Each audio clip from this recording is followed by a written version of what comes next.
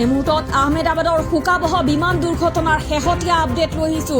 উৰণৰ মাত্ৰ 5 মিনিট পাছতেই ভূপতিত হৈছিল এয়াৰ ইণ্ডিয়াৰ বিমানখন আৰু চিকিৎসকৰ হোষ্টেলত গৈ খুন্দা মাৰিছিল বিমানখনে। বিমান বন্দৰৰ কাষতে থকা মেডিকেল কলেজত গৈ খুন্দা মাৰিছিল সেই অভিশপ্ত বিমানখনে আৰু সেই সময়ত দুপৰীয়াৰ আহাৰ গ্ৰহণ কৰি আছিল চিকিৎসকসকলে আৰু এই দুৰ্ঘটনাত আচলতে থিতাতেই নিহত হৈছে 50 গৰাকীকৈ জুনিয়ৰ চিকিৎসক, লগতে আহত হৈছে 15 গৰাকীকৈ চিকিৎসক। আমি জনাই আছো এই মুহূৰ্তৰ গুৰুত্বপূৰ্ণ খবৰটো আৰু এই দুৰ্ঘটনাগ্ৰস্ত বিমানখনত 10 গৰাকী বিমান কৰ্মী সহ মুঠ 242 গৰাকী যাত্ৰী আছিল আৰু এই অভিশপ্ত বিমানখন আছিল বোয়িং AI-171 আৰু এই বিমানখনৰ প্ৰায় সংখ্যক লোকৰেই এই মুহূৰ্তত মৃত্যুৰ আশংকা কৰা হৈছে। আমি জনাই আছো এই মুহূৰ্তৰ এই গুৰুত্বপূৰ্ণ খবৰটো, যিহেতু আহমেদাবাদত এক শোকাবহ বিমান দুৰ্ঘটনা সংঘটিত হৈছে। এই শোকাবহ বিমান দুৰ্ঘটনাৰ আমি শেহতীয়া আপডেট লৈ আহিছো।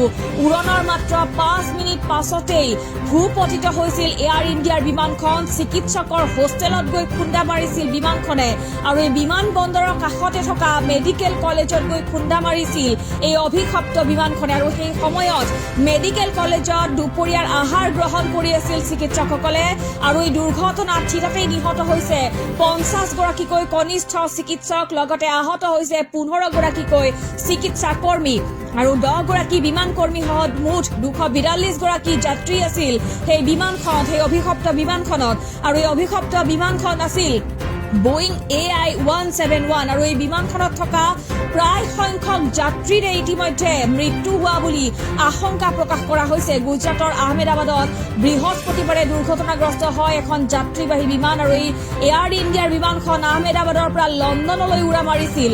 আহমেদাবাদৰ মেঘানী নগৰ অঞ্চলত দিনৰ প্ৰায় 1:38 উৰণৰ সময়তে সংঘটিত হয় এই দুৰ্ঘটনা আৰু বিমানখনৰ পিছফালৰ অংশই গছত খুন্দা মৰা বুলি ইতিমধ্যে তথ্য লাভ কৰা হৈছে আৰু বিমানখনৰ সংখ্যা আছিল অভিশপ্ত বিমানখন আছিল AI-171 আৰু এই বিমানখনত ক্ৰু মেম্বাৰকে ধৰি মুঠ 242 গৰাকী যাত্ৰী আছিল বুলি মুহূৰ্তত জানিব পৰা গৈছে। আৰু উৰণৰ সময়ত বিমান দুৰ্ঘটনা সংঘটিত হোৱা আচলতে এয়াই প্ৰথম ঘটনা নহয়। এনেধৰণৰ পূৰ্বেও বহু ঘটনা ঘটিছে। এনেধৰণৰ শোকাবহ দুৰ্ঘটনাত ইতিমধ্যে বহু লোকে প্ৰাণ হেৰুৱাবলগীয়া হৈছে আৰু AI-171 নম্বৰৰ এই বিমানখন আছিল এখন বোয়িং 787-8 ড্ৰিম লাইনাৰ আৰু বিমানখনৰ পাইলট আছিল কেপ্টেইন সুমিত চাৰ্বৱাল, যাৰ আছিল 8200 ঘণ্টাৰ উৰণৰ অভিজ্ঞতা। ইয়াৰ উপৰি ইয়াত কো পাইলট আছিল ক্লাইভ কুণ্ডাৰ আৰু তেওঁৰ আছিল 1100 ঘণ্টাৰ অভিজ্ঞতা। কিন্তু তাৰ পাছতো এই শোকাবহ দুৰ্ঘটনাটো সংঘটিত হৈছে, এই শোকাবহ বিমান দুৰ্ঘটনাটো সংঘটিত হৈছে আৰু ATCৰ মতে বিমানখন ৰানৱেৰ 23ৰ পৰা 1:39 উৰণ লৈছিল আৰু উৰণৰ কিছু সময় পাছতে অৰ্থাৎ 5 মিনিট পাছতেই বিমানখনে মে ডে কল প্ৰেৰণ কৰিছিল। কিন্তু তাৰ পাছতেই ATCৰ সৈতে যোগাযোগ বিচ্ছিন্ন হৈ গৈছিল বিমানখনৰ আৰু বিমানখন বিমান বন্দৰৰ সীমাৰ সমীপতে দুৰ্ঘটনাগ্ৰস্ত হোৱা বুলি মুহূৰ্তত খবৰ পোৱা গৈছে। আমি মুহূৰ্তত সেই আহমেদাবাদৰ যি শোকাবহ বিমান দুৰ্ঘটনা তাৰ শেহতীয়া আপডেট লৈ আহিছো। উৰণৰ মাত্ৰ 5 মিনিটৰ পাছতেই ভূপতিত হৈছিল সেই অভিশপ্ত এয়াৰ ইণ্ডিয়াৰ বিমানখন। চিকিৎসকৰ হোষ্টেলত গৈ খুন্দা মাৰিছিল বিমানখনে।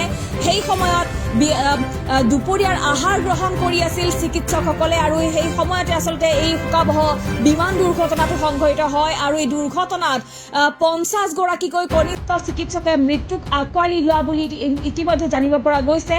লগতে 15 গৰাকীকৈ চিকিৎসক আহত হোৱা বুলি, গুৰুতৰভাৱে আহত হোৱা বুলি জানিব পৰা গৈছে আৰু এই অভিশপ্ত বিমানখনত 10 গৰাকী ক্ৰু মেম্বাৰ সহ 242 গৰাকী যাত্ৰী আছিল আৰু এই অভিশপ্ত বিমানখন আছিল বোয়িং AI-171 আৰু বিমানখনৰ প্ৰায় সংখ্যক যাত্ৰীৰে এই মুহূৰ্তত মৃত্যু হোৱাৰ আশংকা প্ৰকাশ কৰা হৈছে আৰু বিমানখনত গুজৰাটৰ প্ৰাক্তন মুখ্যমন্ত্ৰী বিজয় ৰূপানীও গুৰুতৰভাৱে আহত হোৱা বুলি মুহূৰ্তত খবৰ আহি পৰিছে। আমি শেহতীয়া তেওঁৰ তথ্য লাভ কৰা নাই যদিও এই মুহূৰ্তত গুৰুতৰভাৱে আহত হোৱা বুলি মুহূৰ্তত খবৰ আমি লাভ কৰিছো আৰু AI-171 নম্বৰৰ এই বিমানখনত আছিল এখন বোয়িং 787 7878 ড্ৰিম লাইনাৰ আৰু এই বিমানখনৰ পাইলট আছিল কেপ্টেইন সুমিত সৰ্বৱাল, যাৰ আছিল 8200 ঘণ্টাৰ উৰণৰ অভিজ্ঞতা। ইয়াৰ উপৰি তেওঁৰ পাইলট আছিল ক্লাইভ কুণ্ডাৰ আৰু তেওঁৰ আছিল 1100 ঘণ্টাৰ অভিজ্ঞতা। কিন্তু তাৰ পাছতেই শোকাবহ দুৰ্ঘটনাটো সংঘটিত হৈছে, শোকাবহ বিমান দুৰ্ঘটনাটো সংঘটিত হৈছে।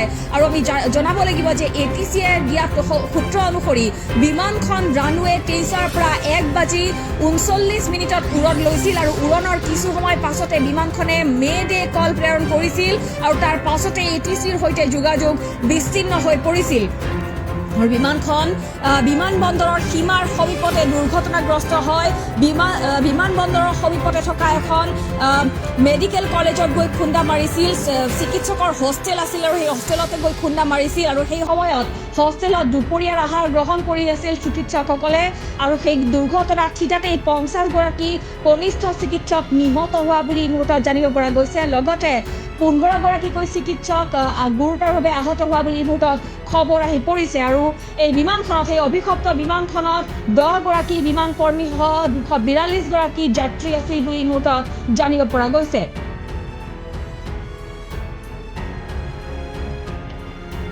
এই মুহূৰ্তত